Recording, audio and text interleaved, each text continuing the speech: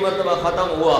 اب پھر حضرت ابراہیم علیہ السلام فرمانے لگے یار تمہاری آواز بڑی خوبصورت ہے، میرے یار کا ذکر پھر میرا دل چاہ رہا ہے میں بار بار سنوں کہ ایک مرتبہ پھر مجھے میرے یار کا ذکر سنا دو۔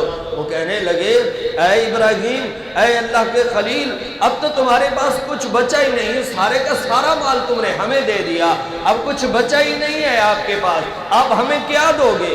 حضرت ابراہیم علیہ السلام ارشاد فرماتے ہیں یار میں نے تمہیں اتنے اونٹ دیے ہیں، اتنے گھوڑے دیے ہیں، گائے بکریاں بھیڑے ریوڑ دیے پورے کے پورے، اب آخر انہیں تمہیں سنبھالنے کے لیے کسی نوکر کی تو ضرورت پڑے گی نا، تم ایسا کرو مجھے نوکری پہ رکھ لو، میں تمہارے ان جانوروں کی خدمت کرتا رہوں گا، ریوڑ چراتا رہوں گا، چرواہی کی نوکری کرتا رہوں گا، اور جب میری مزدوری کا ٹائم آئے، میری تنخواہ کا ٹائم آئے، بس میری تنخواہ یہی مقرر کر لو کہ جب میری مزدوری کا ٹائم آئے میرے یار کا ذکر مجھے سنا دیا کرنا۔ تو یہ حضرت ابراہیم علیہ السلام کی شان، اور وہی حضرت ابراہیم علیہ السلام ہے کہ اپنے ہاتھ سے اپنے بیٹے کو رب کے حکم پر قربان کرنے کے لیے وادی مینا میں لٹایا ہوا ہے، چھری گلے پہ رکھی ہوئی ہے، اور رب ذوالجلال خود فرما رہا ہے قد صدقت الرؤیا، کہ اے ابراہیم بے شک تو نے اپنے خواب کو سچ کر دکھایا۔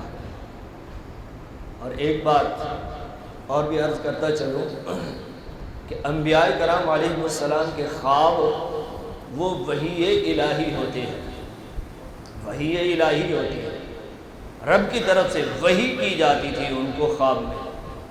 عام معاشرے کے اندر چاہے عام لوگ ہوں یا وہ نیکوکار لوگ ہوں، ان کے خواب کی وہ تعبیر نہیں ہوگی، وہ حقیقت پر مبنی نہیں ہوگی، بلکہ یوں سمجھے کہ وہ ایک خیال تھا جو گزر گیا۔ بعض اوقات اس طرح کے خواب وغیرہ کا نظارہ ہوتا ہے تو لوگ کہتے ہیں کہ مجھے یوں بار بار خواب آ رہے ہیں، یوں بار بار میرے ساتھ یہ سلسلہ چل رہا ہے۔ بھئی خواب کی کوئی حقیقت نہیں ہے، خواب اگر سچے ہیں تو وہ انبیاء کے ہیں، اس لیے کہ وہ وحی الہی ہوتے ہیں خواب، اور عام لوگوں کے خواب اس کی کوئی حقیقت نہیں ہے، بس اس کے ہاتھ دھو کے پیچھے پڑ جانا یہ عقل مندی نہیں ہے، بلکہ اللہ کی بارگاہ میں جو ہے وہ توبہ کرنی چاہیے، استغفار کرنی چاہیے کہ بار بار جو ہے وہ ایک بندہ آ کے مجھے کہہ رہا ہے امام صاحب مجھے بار بار برے خواب آتے ہیں، مجھے جو ہے وہ بار بار ڈرونی شکلیں نظر آتی ہیں، اور ایسے بڑے جو ہے وہ درندے مجھے نظر آتے ہیں، اور ایسا لگتا ہے کہ مجھے ان قریب لپک رہے ہیں میری طرح مجھے کھانے کے لیے۔ تو میں نے کہا کس حالت میں سوتے ہو؟ کہنے لگے بس وہ رات کو بس موبائل چلا رہا ہوتا نا تو بس وہی ڈرامے فلمیں دیکھتے دیکھتے نیند آ جاتی ہے۔ تو میں نے کہا اللہ کے بندے اب تو بتا کہ ساری جو ہے رات میں تو برائیاں دیکھتا رہے موبائل کے اندر اور پھر اسی حالت میں تو سو جائے، اب اس حالت میں تجھے مکہ مدینہ تھوڑی نظر آئے گا یار، اس حالت میں اگر تجھے نظر آئے گی تو یہی بلائیں نظر آئیں گی نا۔ اگر تو رات کو عشاء کی نماز پڑھ کے درود تیرے لبوں پر جاری ہو اور رب کی حمد جو ہے وہ تسبیح والے جملے تیری زبان پر جاری ہوں، اس حالت میں تجھے نیند آئے تو پھر یہ مقدس مقامات کی زیارت ہوتی ہے۔ اور ایسا نہیں کہ آپ برائی میں لگے رہیں اور پھر یہ تصور لے کر بیٹھے ہو، یہ خواہش لے کر بیٹھے ہو کہ مجھے اچھائی نظر آئے گی، نہیں، جو آپ بوئیں گے فصل وہی، جو کاشت کریں گے وہی کاٹیں گے۔ اللہ تعالی عمل کی توفیق عطا فرمائے۔ تو یہ حضرت ابراہیم علیہ السلام کا عظیم کارنامہ، اور پھر سرکار دو عالم صلی اللہ علیہ وسلم نے اس پر عمل فرمایا۔ صحابہ نے پوچھا یا رسول اللہ یہ قربانیاں کیا ہے؟ تو سرکار نے فرمایا یہ تمہارے باپ ابراہیم کی سنت ہے، اور اس کے اندر اجر جو میں نے عرض کیا ہے کہ ہر بال کے بدلے میں اجر ملے گا، نیکی ملے گی، اون کے ہر جز کے بدلے میں جو ہے اجر ملے گا، نیکی ملے گی۔ اور پھر بعض اوقات کیونکہ 7 بجے ہماری انشاءاللہ جماعت کھڑی ہوگی، کچھ مسائل ہی ذکر کر دیتے ہیں۔ عموماً عید والے دن ہر بندے کو جلدی ہوتی ہے، اور ہر بندہ اس کوشش میں ہوتا ہے کہ سب سے پہلے ہمارا جانور کٹے۔ اب اس سے کبھی اس نے خیال اور تصور میں نہیں رکھا، اس لیے کہ ان ادوار کے موقع پر، خصوصاً بقرہ عید کے موقع پر ہر بندہ اوزار جو ہے وہ لے کے ٹوکا چھری مڈی وغیرہ لے کر وہ گھوم رہا ہوتا ہے، اور ہر بندہ یہ سمجھتا ہے کہ میں جینین کسائی اور میں کام کرنے والا ہوں.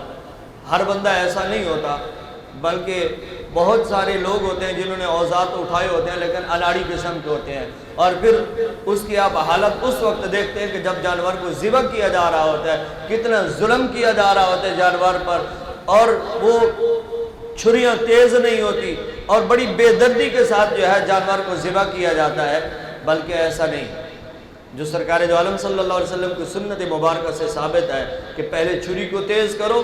اب دیکھیں نا سرکار کی تعلیمات دیکھیں کہ سرکار نے فرمایا کہ جب جانور کو ذبح کرو تو چھری ان کے سامنے تیز مت کرو، سائڈ پہ جا کر چھری کو تیز کرو، پھر جانور کو گراؤ، سیدھے بل پہ لیٹاؤ، کعبے کی طرف منہ کرو، بسم اللہ اللہ اکبر کہہ کر اسے گراؤ اور چھری پھیرو اس کے گلے پر. اب ایک اہم مسئلہ وہ یہ کہ جب جانور کو ذبح کیا جاتا ہے، چاہے ایک بندے نے چھری پہ ہاتھ رکھو، بعض اوقات ہمارے یہاں ہوتا ہے جی میں ہاتھ رکھ دیتا ہوں جو ہے بس جب تھوڑے سے چھری چل جائے گی میں ہاتھ اٹھا لوں گا، آگے تم ذبح کر دینا. اور اگر 2 بندوں نے چھری پہ ہاتھ رکھا ہوا ہے، 3 نے رکھا ہوا ہے، 4 بندوں نے ہاتھ رکھا ہوا ہے، اگر سب نے بسم اللہ اللہ اکبر تکبیر نہیں پڑھی تو جانور حلال نہیں ہوگا. ہمارے یہاں ٹھیک ہے جی وہ ذبح کرنے والا جو اس نے پڑھ دیا، نہیں، جو جتنے بندے بھی ہاتھ رکھ کے کھڑے ہیں چھری پر سب کو بسم اللہ اللہ اکبر کہنا پڑے گا. اور اس میں بھی سستی قائلی کی جاتی ہے. اور بعض اوقات کرسچن لوگ بھی اوزار لے کر گھوم رہے ہوتے ہیں. ہونا تو یہ چاہیے کہ ایک مسلمان کے گھر میں ہم پیدا ہوئے ہیں نا، ہمیں یہ ساری چیزیں معلوم ہونی چاہیے، پتہ ہونی چاہیے کہ جانور کو ذبح کرنا ہے تو کیسے کرنا ہے. بندوں کو تو اڑا دیا جاتا ہے، اس کی کوئی ویلیو نہیں ہوتی. جو ایک شرعی کام ہے جانور کو ذبح کرنا شرعی طریقے سے، وہ ذبح کرنا ہمیں نہیں آتا. مرغی ذبح کرنی اکثر لوگوں کو نہیں آتی، جانور ذبح کرنا نہیں آتا. ارے اللہ کے بندے، یہ ساری چیزیں معلوم ہونی چاہیے نا بندے کو. اور یہ جو ذبح کے وقت خصوصاً 4 رگیں ہیں، 2 جو ہے چارے والی اور وہ سانس والی، اور یہ 4 رگیں ہیں جن کا کٹنا ضروری ہے. اور اگر ان 4 رگوں میں سے زیادہ تر حصہ رگوں کا کٹ گیا جانور حلال ہوگا. اور اگر تھوڑا تھوڑا حصہ سب کا کٹا ہے اور باقی نیچے والا یعنی ایک حصہ کٹا ہے، 3 حصے اس کے رگوں کے باقی رہ گئے، جانور حلال نہیں ہوگا. اگرچہ وہ تڑپ تڑپ کر ٹھنڈا ہو جائے جانور حلال نہیں ہوگا، بلکہ ان 4 رگوں کا کٹ جانا یہ لازمی ہے. اچھا بعض اوقات جو ہے جلد بازی کی وجہ سے وہ اتنی تیزی سے چھری چلائی جاتی ہے کہ وہ سر کو دھڑ سے جدا کر دیا جاتا ہے. یہ عمل مکروہ ضرور ہے، عمل ضرور مکروہ ہے، لیکن اس کے اندر یہ قباحت نہیں ہے کہ پھر لوگ پوچھتے ہیں جی اب وہ گوشت کا کیا حکم ہے، کھا سکتے نہیں؟ ایسا نہیں ہے، گوشت کھا سکتے ہیں، بالکل جائز ہے. بس جلد بازی کی وجہ سے آپ نے ایسا کر دیا کہ اس کی جو ہے وہ گردن کو سر سے جدا کر دیا. ورنہ جو ایک شرعی طریقہ ہے کہ جب رگیں کٹ جائیں اس کے بعد آپ انتظار کریں کہ جب جانور ٹھنڈا ہو جائے تو اس کے بعد آپ اس کی کھال کو اتارنا شروع کریں. اور ان چیزوں کا بہت احتیاط، اور اللہ نے آپ کو عقل شعور دیا ہے. باقی سارے معاملات کے اندر جہاں آپ بہت آگے ہیں، تو اس معاملے کے اندر بھی ہر بندے کو چاہیے کہ اپنی قربانی کو اپنے ہاتھ سے خود ذبح کرے. ایک اللہ کی بارگاہ میں خون بہا رہا ہے تو اپنے ہاتھ سے جو عمل کرے گا، جو کام کرے گا، اس کو دلی طور پر جو ہے اطمینان بھی ہوگا، سکون بھی ہوگا، اور اس کو ایک عجیب کیفیت ہوگی خوشی کی. اگر دوسرے سے کروائے گا وہ بار بار کھٹکا دین میں اٹھتا رہے گا، دل میں اٹھتا رہے گا، یار پتہ نہیں جس بندے سے میں نے ذبح کروایا پتہ نہیں اس نے کیسا ذبح کیا ہے، یار پتہ نہیں جانور حلال بھی ہوا ہے یا نہیں ہوا. اب جب آپ خود ایک طریقے سے اس کو ذبح کریں گے، اور یہ جو نخرے والی جگہ ہے، یہ ابری ہوئی ہڈی جو آتی ہے، اس کو سر کی طرف کر دیں، اس سے نیچے کی طرف جو ہے چھری پھیر دیں، اللہ اکبر بسم اللہ اللہ اکبر، اللہ کا نام لے کر چھری پھیر دیں. کوئی زیادہ مشکل تھوڑی ہے کہ جا کے جناب کوئی اور عمل کرنا ہے، ایسا نہیں ہے. بس مضبوطی سے آپ جانور کو گرائیں، باندھیں تاکہ اس کو تکلیف نہ ہو، اس کو مضبوطی سے پکڑ لیں، تھام لیں، اور اس کے بعد بسم اللہ اللہ اکبر کہہ کر چھری چلا دیں. اور چھری کو جو سے سرکار نے فرمایا ہے کہ پتھر پر تیز کریں اور جانور کے سامنے نہیں. اور بھوکا پیاسا بھی جانور کو ذبح نہیں کرنا چاہیے، بلکہ ذبح کرنے سے پہلے اس کو چارہ پانی وغیرہ دے دینا چاہیے. بھوکا پیاسا جانور کو ذبح نہیں کرنا چاہیے. اللہ تعالی ہم سب کو عمل کی توفیق عطا فرمائے. ایک مرتبہ طریقہ سماعت فرما لیں. نیت کرتا ہوں میں 2 رکعت نماز عید الاضحیٰ ما 6 تکبیر زیادہ، منہ میرا خانہ کعبہ شریف کی طرف، اور آپ نے کہنا ہے پیچھے اس امام کے اللہ اکبر۔ شروع میں جب ہم نماز شروع کریں گے تو اللہ اکبر کہہ کر جب ہم نے ثنا پڑھی، نیت باندھی، ثنا پڑھی، اس کے بعد 3 مرتبہ تکبیر کہی جائے گی، اللہ اکبر ہاتھ چھوڑ کر کانوں تک لے جائیں گے، تیسری مرتبہ ہاتھ جو ہے 2 مرتبہ چھوڑ دیں گے، تیسری مرتبہ ہم ہاتھ باندھ لیں گے اور سورۃ فاتحہ اور اگلی سورت کی تلاوت ہوگی، اور اس کے بعد رکوع میں چلے جائیں گے۔ یوں 1 رکعت ہماری مکمل ہو گئی۔ اب اگلی رکعت کے لیے ہم کھڑے ہوں گے، پہلے سورۃ فاتحہ پڑھی جائے گی، اگلی سورت پڑھی جائے گی اس کے ساتھ ملا کر، اور پھر آخر میں 3 تکبیریں کہی جائیں گی، ہاتھ چھوڑ کر کانوں تک اٹھایا جائے گا، اور تیسری تکبیر کہتے ہوئے ہم رکوع میں چلے جائیں گے۔ تو یوں 2 رکعت ہماری عید کی 6 تکبیروں کے ساتھ ادا ہو جائیں گی۔ اللہ تعالی ہم سب کو اعمال صالحہ کی توفیق عطا فرمائے، اور کوشش فرمایا کریں کہ چاہے جمعہ کو ہمارے ہاں عوام کے اندر یہ سستی بہت زیادہ پائی جاتی ہے کہ گھروں پہ بیٹھے رہیں گے، اور ایک ذہن بنا ہوا ہے کہ جب امام صاحب مائک کو چھوڑیں گے میں اس وقت سے گھر سے نکلوں گا، اور بعض اوقات پھر آئیں گے آخر میں اور پھر لوگوں کی گردنیں پھلانگ کے جناب حاجی صاحب پہلی صف میں آنے کی کوشش کریں گے۔ ایسا نہیں کرنا چاہیے، بلکہ پہلے سے آ کر اپنی جگہ کا انتخاب کر کے آپ آگے سکون سے بیٹھ جائیں۔ بعد میں بعض اوقات لوگ آتے ہیں، آخر میں خطبہ ہو رہا ہوتا ہے، وہاں سے لوگوں کی گردنیں پھلانگتے ہوئے حاجی صاحب پہلی صف میں آنے کی کوشش کر رہے ہوتے ہیں، لیکن ایسا بھی نہیں کرنا چاہیے کہ پہلے آئیں پہلے پائیں۔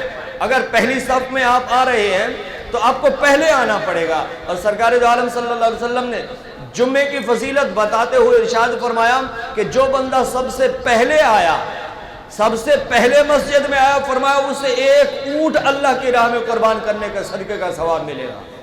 جو دوسرے نمبر پر آیا اسے 1 گائے اللہ کی راہ میں قربان کرنے کا ثواب ملے گا، اور پھر تیسرے نمبر پر فرمایا بکری، اور یوں کرتے کرتے سرکار نے فرمایا چوتھے نمبر پر فرمایا کہ جو چوتھے نمبر پر آیا اس کو 1 انڈا اللہ کی راہ میں صدقہ کرنے کا ثواب ملے گا۔ اس کے بعد وہ فرشتے اپنے رجسٹر لپیٹ کر پھر بیٹھ جاتے ہیں، وہ بیٹھ کر جو ہے مواز حسنہ جو بیان کیا جاتا ہے اس کی سماعت کرتے ہیں فرشتے۔ تو ہمیں چاہیے کہ ہم پہلے آئیں، پہلے آئیں پہلے پائیں۔ جب پہلے آئیں گے تو ثواب کا ذخیرہ ملے گا، جب آخر میں آئیں گے تو پھر ظاہر ہے جوتوں والی جگہ پر بیٹھنا پڑے گا۔ تو اگر آپ چاہتے ہیں کہ ہم اگلی صف میں بیٹھیں، پنکھے کے نیچے بیٹھیں، ایک طریقے سے رب کی بارگاہ میں سجدہ ریزی کریں، تو پہلے آنا پڑے گا۔ اور یہ سستی کاہلی کو یار کب تک ہم اس کے ساتھ لگے رہیں گے، کب تک سستیاں کرتے رہیں گے؟ قبر کے اندر ٹانگیں لٹک رہی ہوتی ہیں، پھر بھی بابا جی انتظار میں بیٹھے ہیں گھر میں، امام صاحب کب میں کی جان چھوڑے کہ میں مسجد کی طرف جاؤں۔ ارے اللہ کے بندے، ساری زندگی آپ نے دنیا کو دے دی ہے، اگر آپ مسجد میں آ کے 5 منٹ 10 منٹ آپ اگر اللہ کی بارگاہ میں بیٹھ کر، اللہ کے گھر میں بیٹھ کر باوضو ہو کر درود پڑھیں، استغفار پڑھیں اور تسبیح تحلیل کریں، اور جو مواعظ حسنہ بیان کیا جا رہا ہو اس کو آپ سماعت کر لیں، ہو سکتا ہے آپ کی دل کی تقدیر بدل جائے، آپ کی تقدیر بدل جائے، اور یہی کلمات آپ کی بخشش کا سبب بن جائیں۔ اب یہ مت سوچیں کہ یار وقت آئے گا تو پھر میں توبہ بھی کر لوں گا، داڑھی بھی رکھ لوں گا، سارے عمل بعد میں کر لوں گا۔ نہیں، اب اللہ نے یہ جو چند سانسیں دی ہیں نا، ان کو غنیمت جانیں، اسی میں نیک کمائی اکٹھی کریں۔ اللہ تعالی ہم سب کا حامی و ناصر ہو، اور اللہ کریم ہم سب کو اعمال صالحہ کی توفیق عطا فرمائے۔ آپ تمام احباب جو ہے صفیں درست فرما لیں۔